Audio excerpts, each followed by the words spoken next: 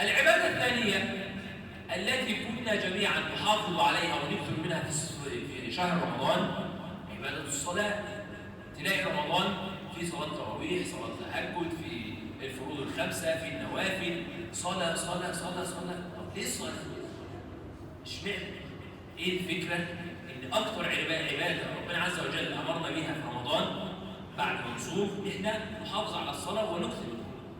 ومرة كان النبي صلى الله عليه وسلم يصلي 11 ركعة، ومرة 23 ركعة، ومرة كان يقوم ثلث الليل، ومرة نصفه.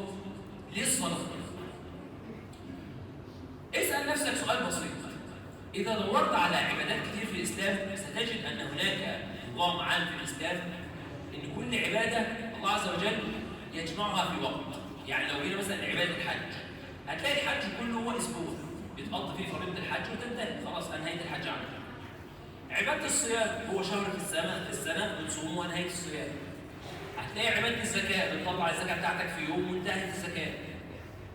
ليه ربنا سبحانه وتعالى بحكمته ما جعلش الصلاة برضه كده؟ يعني مثلا ما جيناش مثلا اسبوع في السنة يا جماعة احنا الاسبوع ده هنصلي فيه 6000 ركعة بتوع السنة كلهم، ونقعد مثلا في المسجد نصلي الركعة الثانية الثالثة الرابعة، خلصنا الصلاة كلها خلاص، بس وقت السنة نعيش مش مشكلة. والسنة اللي بعدها نتقابل اسبوع نصلي برضه في يوم الصلاة وخلاص على كده. ليه ما حصلش كده؟ ايه الفكرة؟ ببساطة لأن فكرة الصلاة في الإسلام هي فكرة إصلاح، زي ما الصيام إصلاح للقلب، الصلاة أيضا إصلاح للقلب. كيف ذلك؟ حضرتك بتيجي تصلي مثلا الجمعة، فالحمد لله مثلا بتكون قاعد كويس في الصلاة ومركز في الصلاة وتخشع بعد كده في الصلاة، وتخرج في حالة إيمانية، قلبك مثلا يكون في حالة إيمانية 80%، حالة إيمانية كويسة وفي نوع من الرضا والإيمان. فتخرج بره تتقابل مع واحد تعمل معاه مشكلة، تتخانق مع فلان، تروح البيت تلاقي مشكلة في البيت، فحالتك الإيمانية دي تقل، تبقى مثلا 30%. فماذا يحدث؟ ينادي مناد حي على الصلاة. ربنا عز وجل يقول لك تعال ادخل المسجد تاني صلح قلبك. تدخل تصلح قلبك تاني ويرجع للحالة الإيمانية العالية. وبعدين تخرج تقابل مشكلة في الشغل وتقابل كذا وتقابل كذا، فينادي مناد آخر حي على الصلاة، على المغرب صلح قلبك تاني.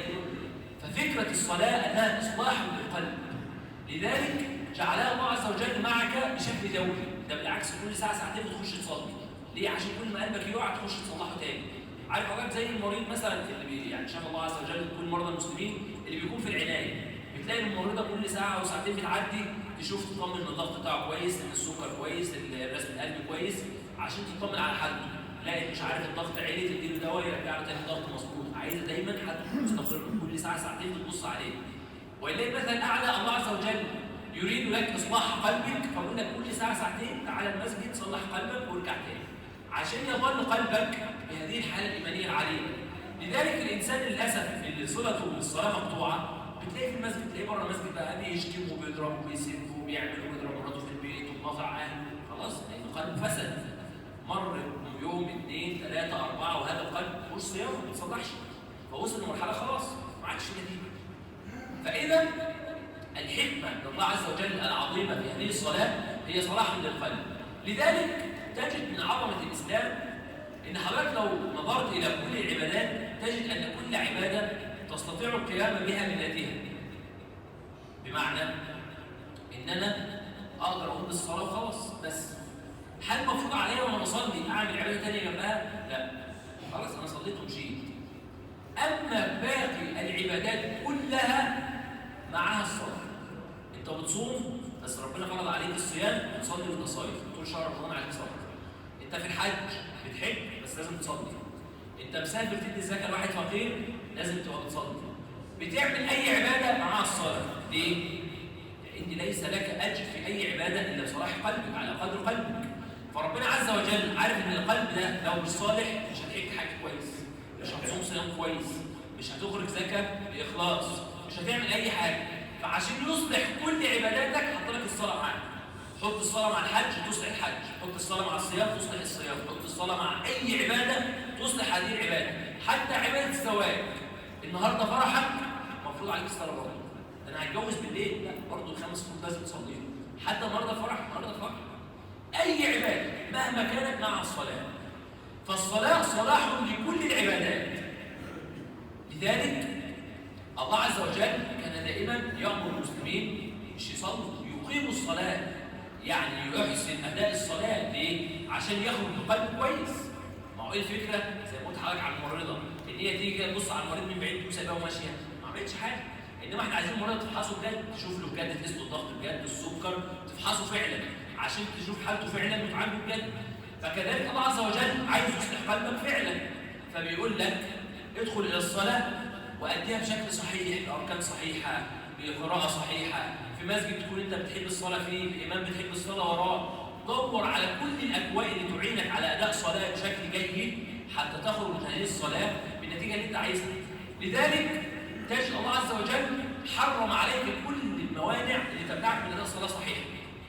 يعني مثلا أنت ممكن تعمل عبادات وأنت نايم. أنا مثلا مسافر، واحد فقير مثلا مسافر أديله زكاة، ممكن أنا في طريق أنام. الزكاة صحيحة؟ صحيح، مش أي مشكلة. أنا مسافر الحج وأنا في الحج نمت في الخيمة شوية، الحج صحيح؟ صحيح، مش أي مشكلة. طب أنا في الصلاة صليت 4 ركعات نمت منهم ركعة، الصلاة صحيحة؟ لا، ما ينفعش. تعيد الصلاة كلها. طب ليه؟ هو أنت نايم، إحنا عايزينك صاحي عشان تصلي صح، عشان الصلاة تصلحك. فأنت لما تيجي الصلاة لا ينفع تنام، ولا ينفع تسرح، ولا ينفع تبقى مشغول بحاجة تانية. يعني أنا ممكن أكون صايم وأدي شغل، شغال في أي هيئة، أي مكان، بتكلم في التليفون، بكون مثلا بستغفر أو كده، بعمل أي شيء. إنما في الصلاة ينفع وأنا بصلي بتكلم في التليفون؟ لا، ما ينفعش، تركز في الصلاة بس. فالله عز وجل من عظمة هذه الصلاة ولأن لها فضل على كل العبادات أمرك إنك تدخل للصلاة وليس في قلبك وعقلك أي شيء إلا الصلاة. ما تفكرش في حاجة، لا نايم ولا مشغول ولا بتتكلم ولا أي شيء إلا الصلاة.